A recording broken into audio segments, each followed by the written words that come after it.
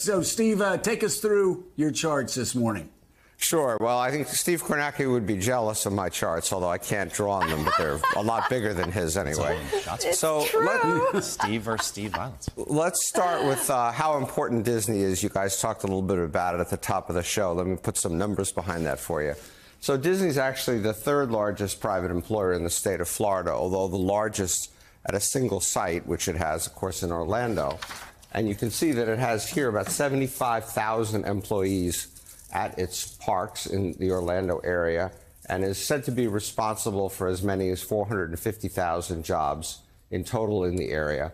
But also, besides the fact that it is such a big employer, it also actually pays relatively well. Disney's minimum pay is $18 an hour, Walmart $14, Publix $11.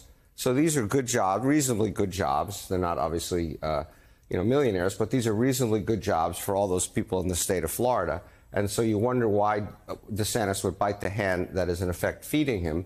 It's also feeding him in terms of tourism. Disney in 2022 Florida had almost 140 million visitors, of which 50,000 roughly, we believe, went to Disney World. And so it is a huge, huge part of Florida tourism. And then lastly, Disney pays, not surprisingly, a huge amount of taxes. They pay $1.1 billion directly to the state of Florida and to local communities in taxes.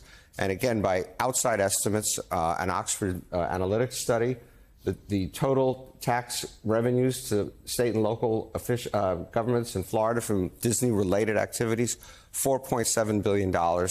So Disney is a huge economic force in Florida. And again, you wonder why DeSantis would take on his biggest economic engine. Yeah, it's insanity. And those people are Republicans and they're Democrats, and they may like him or not like him. But Disney is the biggest driver of the economy in Florida. And Steve, going to your next chart, this entire fight, at least Governor DeSantis says it is anyway, is about this special district that is not apparently uncommon in Florida, but Disney has the biggest one. What is that exactly, and why does Governor DeSantis want to take it away? Right. So here's what the fight is all about. So back in 1965, when Disney came to Florida, it said, we don't want it to be like L.A., where we have a park and we don't control anything around it, and we end up with a lot of seedy motels and fast food restaurants. So they made a deal with the state of Florida, which, as you say, is not uncommon, where they, in effect, control this 39-square-mile area. This is the city of Orlando, and to give you a sense of the size, and this is Disney. And so they have had a board of 5 people that took care of all the water, the fire, the building codes, supervision, and they paid for it. And then DeSantis came along when he got mad at them and said, well, we're going to take this away from you and essentially make it another city or county in the state of Florida. Then DeSantis realized he was going to have to pay for all this stuff. And so he backed off that and said, okay, well, I'm not going to do that, but instead I'm going to appoint this board and I'm going to take over control of this district. So he appointed a board. Then Disney turned around and they put a bunch of agreements in place before the board took effect that essentially limited the board's ability to do anything that Disney didn't want them to do. And then the board came along and essentially tried to void those agreements. And that's where the lawsuit came in. And Disney said enough.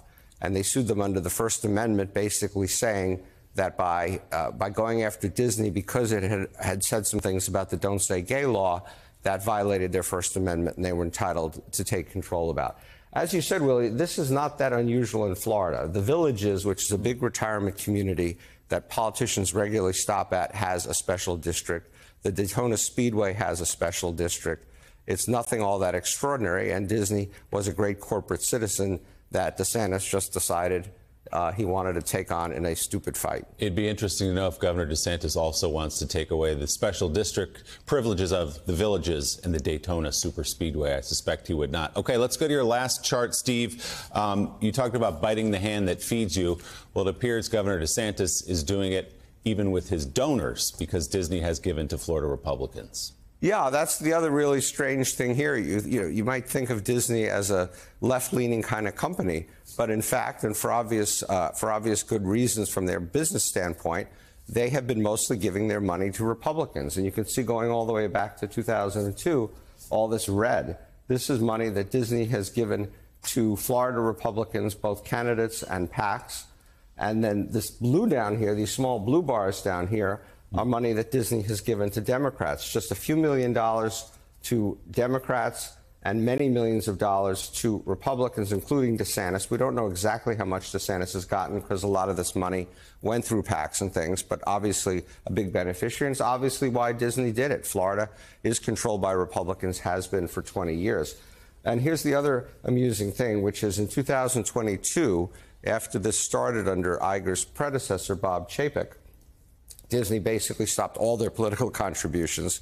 So this is costing them a bit of money on the political side, as well as this terrible reputational thing. But look, as Joe said, I said a couple times in the earlier segment, taking on Bob Iger is not the smartest thing anyone's done. Bob is an incredibly, not just capable executive, but has great kind of political skills and basically attacked DeSantis as being anti-business and turned the whole thing around and put it on DeSantis, which I thought particularly was a very clever way to handle it. So DeSantis, I think, has taken on more than he can bite off.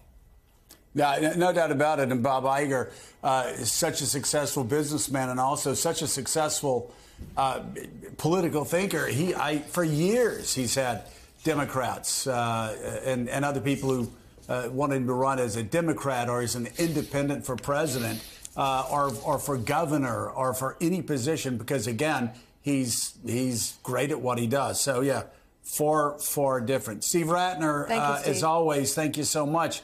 And, you know, it's so interesting, Caddy, that you have Steve talking about the reason why Disney back in 1965, when they were setting this up in Florida, wanted to have this special district because they didn't want to have seedy motels. They didn't want fast food restaurants right next to their theme park and all their other attractions. And what does Ron DeSantis say last week? That he might even put a prison right next to Disney.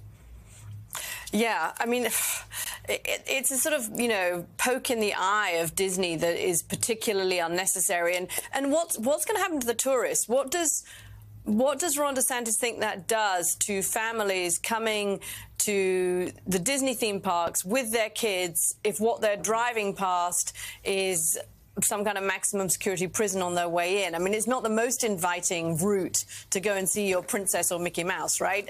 It just seems to make no sense. And understandably, you've now got Nikki Haley, Chris Christie saying, hey, you don't want to have Disney. We're very happy to welcome them, and we probably won't put a prison on the front door either.